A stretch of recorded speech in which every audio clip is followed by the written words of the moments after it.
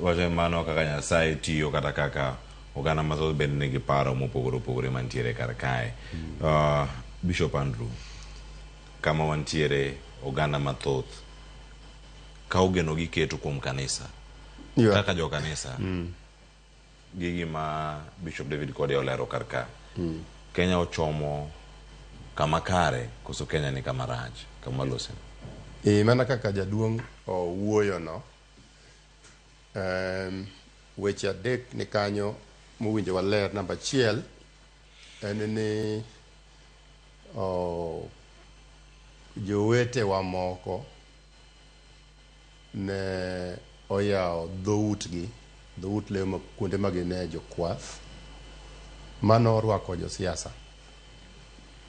ok jite mano nyaka bed maliw kendo mano nyaka ler kamano ok jite mano timo mano ma josiasa joma wajanja ka giseng'eyo ni ka giwacho ni ruoth opaki tenderesa to mane mamorou to kanye ma gidugo to nyiero to kaka be nawuoyo kuom kuonde ma kanisa ng'ole jodolo moko be nitie ma koseneno pesa to koro pesa chacho wang'gi.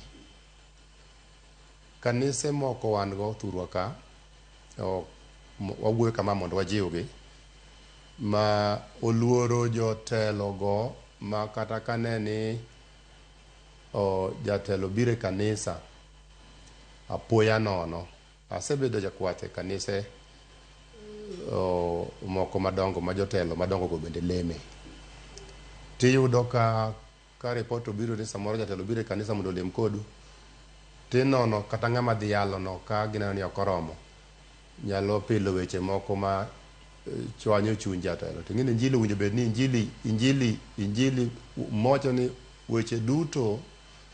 maemo ma wuok kuom much Nyasaye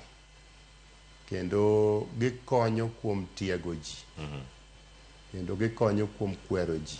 kendo gikonyo kuom puonjo ji mondo ng'at Nyasaye obed moikore ne tije mabeyo duto. Erokamano. Adani mak pano ikanyango duogo mondo wadhi nyime koda paro nyakoromo John to sani telo loso mano en jatend jotend migepe ma en jatend migawo mochung'ne weche mag limbe pinje maoko matudruok pinje maoko chake ne jatend migawo mochung'ne weche mag arita e yor kojolo Musalia Mudavadi loso sani wadhi ane kar jot ma jatend piny Kenya.